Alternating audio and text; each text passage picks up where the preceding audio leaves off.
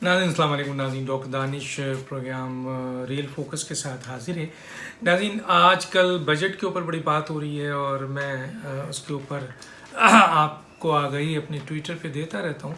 लेकिन अब आपको पता है, जाहिर है हुकूमत जब बजट देती है वो तारीफ़ करती है, अपोजिशन जो है उस बजट को कहती है कि ये आवाम दोस्त नहीं है, और हुकूमत जो है वो बजट देती है और वो कहती है कि ये आवाम दोस्त है। याद रखिएगा कि किसी भी हुकूमत का आखिरी बजट जो होता है, वो जो बजट दे रही होती है उसका ये ख्याल होता है कि इसके बाद इलेक्शन हो तो शायद उसकी हुकूमत हो ना हो, तो वो सारा ऐसे बजट के आदाद शुमार रखती है ताकि आने वाली हुकूमत को फेस करना पड़े और इसकी वाह वाह और जय जयकार हो जाए। क्योंकि जो आदाद शुमार दिया जाता है वो ज़मीनी हक़ाइक़ से हट के होता है। क्या इमरान खान साहब ने जो हालिया बजट दिया है ये कोई ज़मीनी हक़ाइक़ के मुताबिक है? ज़मीनी हक़ाइक़ से हट के है।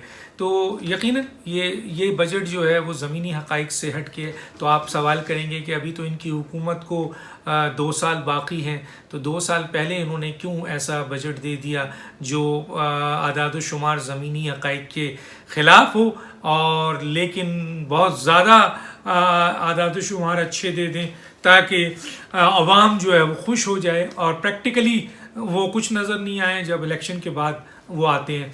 तो उसकी 2 वजूहात हैं, मैं बता देता हूँ। एक वजह ये है कि आज़ाद कश्मीर का इलेक्शन होने वाला है, तो जाहिर है क्या लेके जाएंगे पीटीआई हुकूमत के पास तो कुछ भी नहीं है ना 3 साल का कि लेके जाए ना, उनके पास इलेक्टेबल्स हैं। हालांकि वहाँ पे अरबों रुपए जो हैं वो पैसे वहाँ पे दिए जा रहे हैं, और सेंटोरस के एक जो ओनर हैं ख़ास तौर पे वो आपके मौजूदा हुकूमत के एडवाइज़र भी हैं, वहाँ बैठे हुए हैं और अरबों रुपए वहाँ सुना है कि बांटा जा रहा है और वो जो है लोगों को तोड़ा जा रहा है। बहरहाल मेरा ये नुक्ता नहीं है, मैं ये बताना चाह रहा हूँ कि आज़ाद कश्मीर का इलेक्शन है जहाँ जाहिर है यही इलेक्शन का आदाद शुमार लेके जाएंगे। और दूसरा ये बात मैं बार बार कह रहा हूँ कि इमरान खान खुद चाहते हैं कि मिड टर्म इलेक्शन हो जाए, क्योंकि 2023 पे गए तो उनके पास कुछ नहीं होगा, ये आदाद शुमार प्रैक्टिकली नज़र नहीं आएगा और फिर और जो है वो अजीमत उठानी पड़ेगी। तो वही चाहते हैं कि मिड टर्म इलेक्शन हो जाए। अगर मिड टर्म इलेक्शन हो रहा है तो आज ये आदाद शुमार जो इनके पास है वो लेके जाएंगे अपने आदाद शुमार कि देखें जी हमने तो इकॉनमी बड़ी अच्छी कर दी थी। हालांकि ज़मीनी हक़ाइक़ इसके बिल्कुल मुख्तलिफ हैं और लोग बता भी रहे होंगे। मैं चंद बातें आपके सामने लाना चाहता हूँ। इससे पहले एक चीज़ बता देता हूँ कि देखिए स्टैटिस्टिक्स और इकोनॉमी मैं पहले ही बता चुका हूँ, ये 2 मुख्तलिफ चीज़ें। आप चाहें तो डिक्शनरी खोल लीजिए, मेरी बात से अगर इत्तफाक नहीं करते हो। पता नहीं कैसे कैसे लोग हैं जो बैठ जाते हैं एज एनालिस्ट आके, इनको यही नहीं पता होता है कि स्टैटिस्टिक्स और इकोनॉमी में बड़ा फ़र्क होता है। 2 लफ्ज़ों में सिर्फ ये समझ लीजिए कि स्टैटिस्टिक्स आदाद शुमार है और आदाद शुमार आपके कंट्रोल में स्टैटिस्टिक्स के जो है इदारे आपके पास हैं, और जाहिर है वो इदारे नैब की तरह हैं कि नैब के चेयरमैन को एक हुक्म जाता है तो वो केसेस बना देते हैं। इसी तरह स्टैटिस्टिक्स के जो भी आदाद शुमार हैं उस गवर्नमेंट का इदारा है, उस पर एक इमरान खान का फ़ोन जाता है, वो 3.5 जो है वो 5.5 हो जाता है और 2.1 जो है वो 3.5। तो ये कोई मुश्किल बात नहीं है। असल हक़ाइक़ तो ये है कि इकॉनमी कैसी है, आपकी मईशत कैसी है, और उसको कैसे उसको तब्दील नहीं कर सकते इमरान खान, क्योंकि वो आवाम की हालत से और हुकूमत की सर्विसेज से, यानी जो हुकूमत सर्विसेज दे रही है उसकी बुनियाद पे जो आवाम की हालत है उससे, मसलन गोश्त का रेट है या चावल का रेट है या आटे का रेट है या मेडिसिन का रेट है या गैस का बिल है, पेट्रोल का बिल है, आवाम की गुर्बत का तनासुब है, बेरोज़गारी का तनासुब है, ये चीज़ें तो आपके नहीं हो सकता ना। आदाद शुमार आप ऊपर नीचे कर सकते हैं, लेकिन इस हालत से तो पता होगा ना कि भाई 4 गरीब थे अब 1 रह गए या 16 गरीब हो गए। तो ये और गरीब की हालत ये है कि 2 वक्त का रोटी खाती थे, आज 1 वक्त का, 6 रोज़गार में थे आज 3 है। तो इकॉनमी एक अलग चीज़ है और आदाद शुमार एक अलग चीज़ है, याद रखिएगा। अब आते हैं जनाब, देखिए ये मैं नहीं कहता, जुल्फ़िकार अली भुट्टो साहब ने इस मुल्क से 22 अमीर तरीन ख़ानदानों का ख़ात्मा किया, बिल्कुल ख़ात्मा किया, इसके ऊपर पूरा एक प्रोग्राम हो सकता है। लेकिन इमरान खान साहब ने 22 अमीर तरीन ख़ानदानों को दोबारा ज़िंदा कर दिया। आप देखें ना किसको बरात देते हैं, कौन इनके साथ बैठे होते हैं। सिर्फ 22 अमीर तरीन ख़ानदान नहीं, बल्कि 22 अमीर तरीन ख़ानदान समेत मुल्क के बहुत बड़े mafias builders and mafias land और आपके सट्टा जो लगाते हैं क्या आपके यहाँ पे स्टॉक एक्सचेंज पे, उनको नवाजा है, उनको ये नवाजा गया है और ये 22 खानदान को उन्होंने 2 दफ़ा दोबारा जिंदा कर दिया।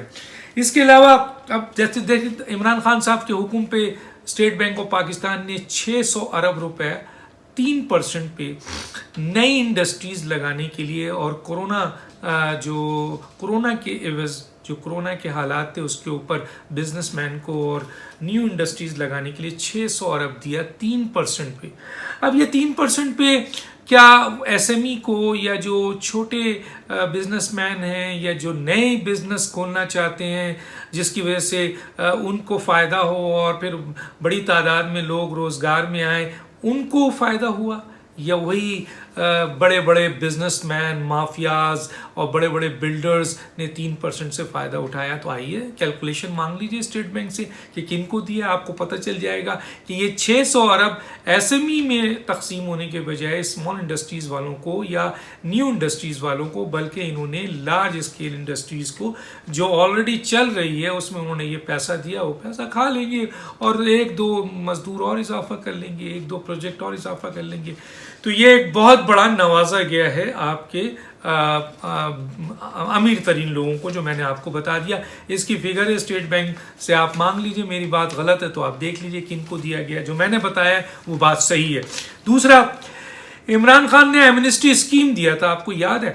उन्होंने कहा था कि जी काले धन वाले जितने बड़े बड़े दौलतमंद हैं वो अपनी एमनेस्टी स्कीम के ज़रिए मामलात को दुरुस्त कर लें, बल्कि उन्होंने कानून बना दिया था और कहा था कि कोई इस एमनेस्टी स्कीम से नहीं गुजरेगा। ऐसे लोग जिनके पास काला धन है, बड़े बड़े बिजनेसमैन हैं, बड़े बड़े सट्टेबाज हैं स्टॉक एक्सचेंज के, और बड़े बड़े आपके लोग हैं, वो इस एमनेस्टी स्कीम से गुजरें जिससे हुकूमत को भी फ़ायदा हो और इनको भी रिलीफ मिले।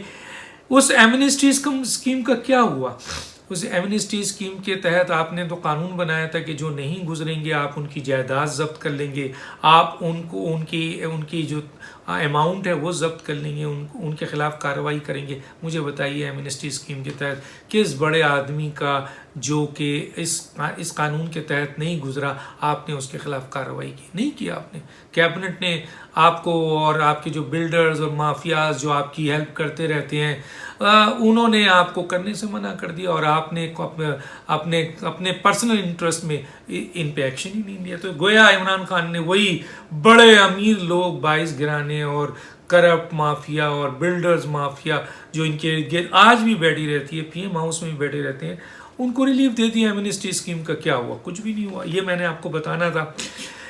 इसके बाद आइए गरीबों के साथ इन्होंने क्या किया है मियाँ इमरान खान साहब ने, जो गरीबों का दावा करते। देखिए, आपको पता होगा कि हमारे मुल्क में तकरीबन 2 करोड़ लोग ऐसे हैं जो बेचारे बुज़ुर्ग हैं, बेवाएँ हैं, यतीम हैं, लावारिस हैं, माजूर हैं, पेंशन्स वाले हैं, जो कि अपना एक अमाउंट लेकर कौमी बचत स्कीम पे जमा कर देते हैं और वहाँ से जो उनको मिलता है इंटरेस्ट उसका वो खाते हैं, ज़िंदगी गुजारते हैं। इमरान खान साहब ने क्या किया? इमरान खान साहब ने अपनी 2.5 साल 3 साल दौर में इनका शरह मुनाफा ज़मीन में गिरा दिया। सोचिए कितना बड़ा जुल्म किया है इन बेवाओं, यतीमों, लावारिसों, पेंशन्स वाले लोगों के साथ कि 1 लाख पर इनको 11,000 मिलता था, आज 5,000 इमरान खान साहब दे रहे हैं। सोचिए, एक तरफ आपने 11,000 से 5,000 किया और दूसरी तरफ महंगाई सोचे कहाँ है। गैस का बिल, बिजली का बिल, पेट्रोल और ये ऑयल, घी, खाना पीना, इवन प्याज, अदरक, लहसुन या आप मामूली से टमाटर, ये कहाँ चला गया? 500-300%। और यहाँ आपने 11,000 से 5,000 पे गिराया है। क्या किया आपने गरीबों के साथ? कितना बड़ा जुल्म किया है, ये मैंने आपको बताया। ये फिगर दिए, इमरान खान नफ़ी कर दें या उनके कोई चमचे आके नफ़ी कर दें। बाहर आगे आइए।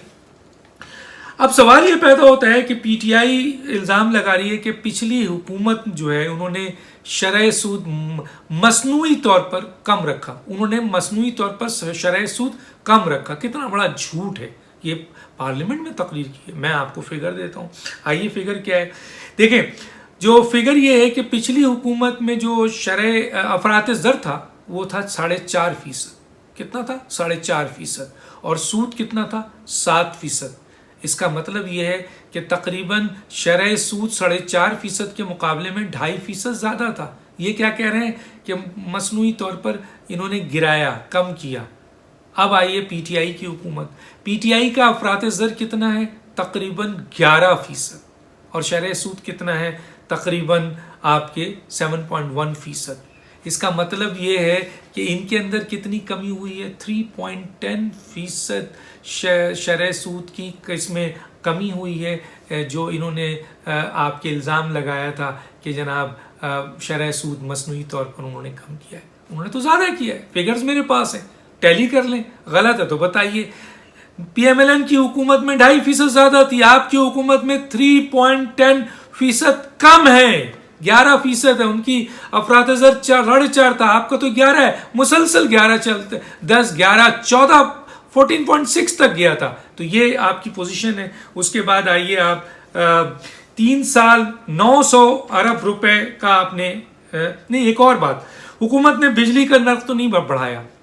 ये इंप्रेशन दिया कि हमने आईएमएफ की बात नहीं मानी, लेकिन आपने कान यहाँ से पकड़ने के बजाय या नाक यहाँ से पकड़ने के बजाय दूसरी तरफ से पकड़ लिया। वो किस तरीके से? आइए बताता हूँ कि आपने ये जो पेट्रोलियम लिवाई है, ये एक भत्ता कहलाता है हुकूमत का, आपने उसको 610 अरब रुपए का हदफ रखा है। क्या रखा है? 610 अरब। और पेट्रोलियम लिवाई अगर 610 अरब आपने हदफ रखा है, ये आप खींचेंगे तो इससे क्या होगा? ट्रांसपोर्ट की पेट्रोलियम की कीमत बढ़ेगी और हर 15 दिन 20 दिन में आपको बढ़ानी पड़ेगी। और इससे क्या होगा? ट्रांसपोर्ट बढ़ेगा, इससे क्या होगा? आम अशिया बढ़ती जाएगी। अब आइए, पीएमएलएन ने तो 180 रखा था अपने दौर में, 180 अरब रुपए, और आपने 610 अरब रुपए, ये फर्क है। फिर आइए, पीटीआई के पिछले 3 साल में 900 रुपए का इजाफा हुआ टैक्स के मद में। आपने पिछले 3 साल में 900 रुपए का 3 साल में 900 अरब रुपए का इजाफा किया टैक्स के, और आपने आज इस 1 साल में रख दिया 1100 अरब। कितना बड़ा मजाक है। 3 साल में 900 अरब रुपए इजाफा किया और आज आपने 1100 रख दिया। अब आइए जरा कि 3 वर्षों में जो इनके अहदाफ थे, जो अहदाफ इन्होंने रखा था टैक्सों का कि कलेक्ट करेंगे, वो तकरीबन 2400 अरब उसमें कमी आई थी। कितना? 2400 अरब की कमी थी। तो 3 साल में पीटीआई अपने अहदाफ हासिल नहीं कर सकी, बल्कि 2400 अरब का जो उनकी कमी आई थी। आप कहते हैं कि आपकी हुकूमत के बजट, आपकी हुकूमत की मईशत अच्छी है। अच्छा आइए, 2018 में 35 लाख लोग बेरोजगार थे। 35 लाख लोग बेरोजगार थे 2018 में। 2.5 साल में 2 साल में 1 करोड़ 17 हजार बेरोजगार हुए। स्टेट बैंक की रिपोर्ट देख लें 2 साल में। और आज 3 साल होने को है, तकरीबन 1 करोड़ 67 लाख, 1 करोड़ 65 या 67 लाख लोग बेरोजगार हो गए। तो बेरोजगारी का फर्क देखिए कि आपके सिर्फ ये 2.5-3 साल के अरसे में आपने 1 करोड़ 30 लाख लोगों को बेरोजगार कर दिया है, इमरान खान साहब। अब आइए आप कि 2018 के मुकाबले में फूड की प्राइसेस क्या थी। फूड की प्राइसेस थी, फलों की कीमत आज जो पहले थी उसके मुकाबले में आज 300 गुना ज़्यादा है। सब्जियों में 100 से 200 गुना ज़्यादा है। अच्छा जनाब, मटन और चिकन में 400% ज़्यादा इजाफा है। ऑयल, घी वगैरह में तकरीबन 350% का इजाफा है। मेडिसिन की कीमत में 500% इजाफा हो चुका है। और गैस, बिजली और पेट्रोल और ये जो बिल है इनके, ये तो बयान करने से हाजिर है। एक आदमी कल 500 देता था, आज वो 2500 दे रहा है। जो कल 1500 देता था, आज 7500 दे रहा है। तो आप खुद अंदाज़ा कर लीजिए कि क्या सूरत हाल बनी है इस वक्त। ये जो बजट की, ये चंद बातें मैंने आपको बतानी थी। आपने देखा कि क्या सूरत हाल है। बाकी और बहुत कुछ है बोलने को, लेकिन छोटी सी बातें, चंद बातें आपको बेसिक बतानी थी। तो ये है इमरान खान साहब के बजट का हाल। और आज लिख लीजिए, मिनी बजट आएगा, पेट्रोल की कीमत बढ़ेगी और बिजली का नर्ख भी बढ़ेगा। आईएमएफ मुसलसल दबाव डाल रही है। और आप देखिएगा ये सब चीज़ें सिर्फ और सिर्फ इलेक्शन के लिए थी, और इलेक्शन के बाद ये ज़मीनी हक़ाइक़ कुछ नज़र नहीं आएंगे। डॉक्टर दानिश को याद दीजिए। अल्लाह हाफिज़।